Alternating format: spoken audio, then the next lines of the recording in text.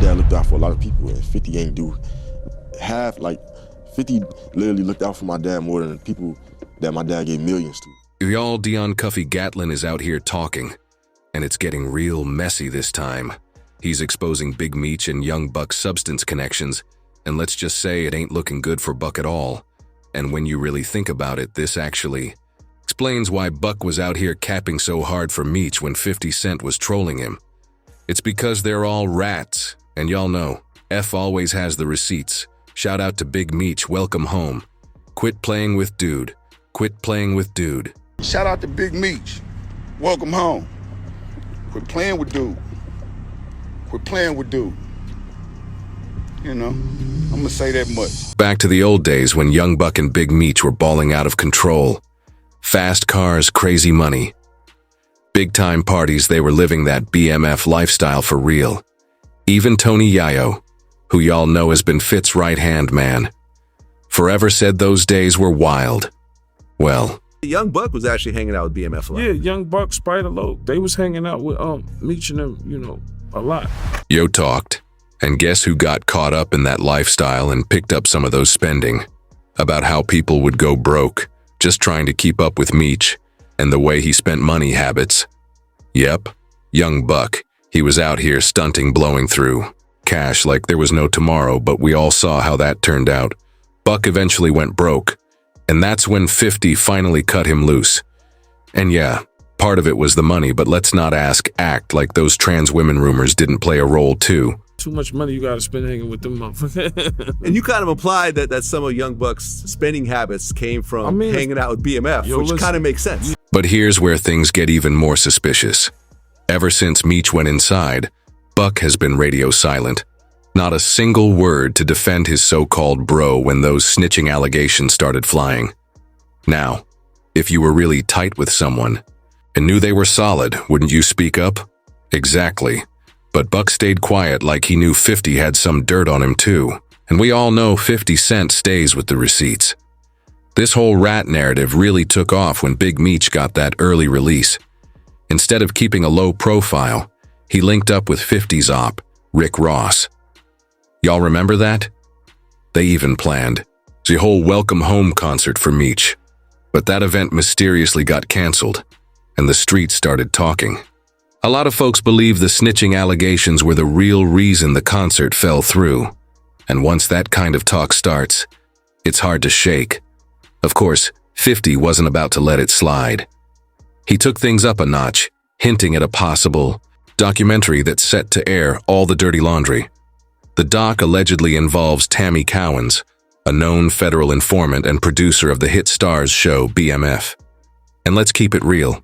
If anybody knows the truth about Big Meech's rat ways, it's Tammy. His rat ways, it's Tammy. And Tammy is a government informant. So when he said that, I was like, Tammy? What you mean, Tammy? Like, you ain't heard what's going on with her? And they were like, I heard some shit, but whatever it is, they got shit to do with me. And he was like, man, I'm gonna hit you back. All right, that's the last time I ever talked to him. 50 even posted about it on social media with a picture of a whole rat, saying his biggest mistake was not maintaining his relationship with Tammy. Her tell-all documentary is set to reveal the truth, and if it drops, it's going to be lights out for a lot of people. And trust, Young Buck's name is wrapped up in this mess too. So how is Tammy Cowens even connected? According to a prison call from Cuffy, he claimed that Big Meech used Tammy as a third-party informant to snitch on him and secure a reduced sentence. Known in the paperwork as CS1. Right. Confidential source 1. So what Big Meech did was call a third-party cooperation. So Tammy Cowens signed up to be a DEA informant to give Demetrius Flannery a time cut. Plain and simple. Just Talk Cuffy's homies have backed up his statements. So this isn't just some wild accusation. Basically, what Meech allegedly did was called third-party cooperation, where Tammy signed up to be a DEA informant known in the paperwork as CS1 Confidential. Source 1, and played the middleman so Meech could get his time cut. And if this is true, that's some next-level betrayal. I mean, listen, it's like... listen, it's like if you rich and you got power, you can't be a snitch. Meech a snitch. Everybody know Meech a snitch, right? Cuffy say Meech a snitch, he a snitch. I'm from St. Louis, gang. I ain't going against my own. What Cuffy got to lie for? What he got locked for? Meech a snitch. But St. Louis know he a snitch, right? Y'all run around praising. We don't do that. Not in St. Louis, because we know he a snitch. We believe Cuffy. St. Louis believe Cuffy. We stand behind our own, damn. You know, a lot of people, man, is thinking that this thing is made up, or this thing is fake, or that I have an axe to grind. You feel me? Right. But I'm in here with a 27-year sentence based on Demetrius Flannery, as you all know as Big Meech, and Tammy Cowens, known in the paperwork as CS1. Right. Confidential source 1. Run around selling dope in the Blue Myers, and then he couldn't sell dope down there. They kidnapped him and put him in the trunk and made Meech pay him back. And so Meech ain't had the money, and so that's when he gave Meech the $1 million to go do the shit, because Meech had to pay to get J-Bo back. So Meech ain't had the money for the plug, and so he had to pay the plug back for Meech. He gave Meech $1 million. So they had J-Bo out the trunk though. They should have left him in the trunk. I would have left him in the trunk. That's true story.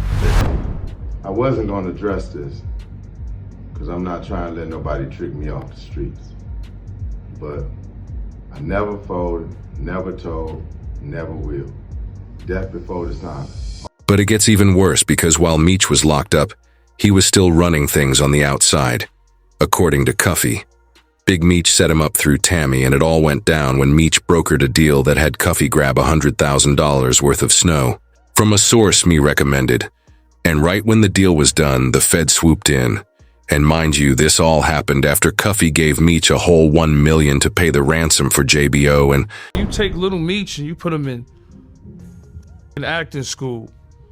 You know, you take him from Detroit. I remember him rapping when he was rapping, and nobody was helping him from what I seen. Through the communication Lil Meech and Big Meech had while Meech was inside, it's like Big Meech started feeling some type of way, and it looked like he was trying to ruin all that progress. And y'all, we saw the signs. Lil Meech started following his daddy's footsteps, and it was not a good look. Remember when he got arrested for stealing a Richard Mille watch worth $250,000? I just want y'all to know we just bailed my nigga out because we gotta finish season 3. So we gotta finish season 2, 3, 4, and 5. So the bail was like, what, 1 more year? And then there was that time he got caught at the airport with a concealed weapon without a license. And it got so bad, he had to call his mama for backup. But until then, I have to put you in handcuffs until we figure this out. Okay. Okay, you understand that? Can I call my mom or somebody? We'll do that after. Okay. All right, just turn around for me, be cooperative. Everything's on video and audio surveillance. Plus, I'm on body cam. You understand that? let's keep it real. 50 Cent wasn't buying it. Fifth came through with that blistering criticism straight up saying you set Cuff up, and when Fitty calls you out, you know it's bad news. See, Big Meech's moves didn't just ruin his own name, they messed up his son's relationship with 50 Cent too. And this part, it's low-key tragic. Let's not forget when Big Meech got locked up. 50C took Lil Meech under his wing. He helped him start his rap career, paid for his acting lessons, and put him on the hit show BMF. Meech got Richard Millie's Chrome Hard jeans, 10,000. I buy some Chrome Hards for 10,000. I might wear them shits for a month, bro. $10,000 jeans, you know, little baby he's not obligated to give you nothing. I looked at it like, from that point, maybe 50 should have brung a bag for Meech and maybe a watch or something. From what I seen through the communication Lil Meech and Big Meech had, while Meech was inside, it's like Big Meech started feeling some type of way and it looked like he was trying to ruin all that progress. And y'all, we saw the signs Lil Meech started following his daddy's footsteps, and it was not a good look. Remember when he got arrested for stealing a Richard Mille watch worth $250,000? Look, I would have all these different deals come back to me at the time, all right? You had different deals, like we had the Reebok sneaker deal. He started to pull these deals from us over, like, oh, y'all not wearing the shoes. And then there was that time he got caught at the airport with a concealed weapon without a license. And it got so bad he had to call his mama for backup.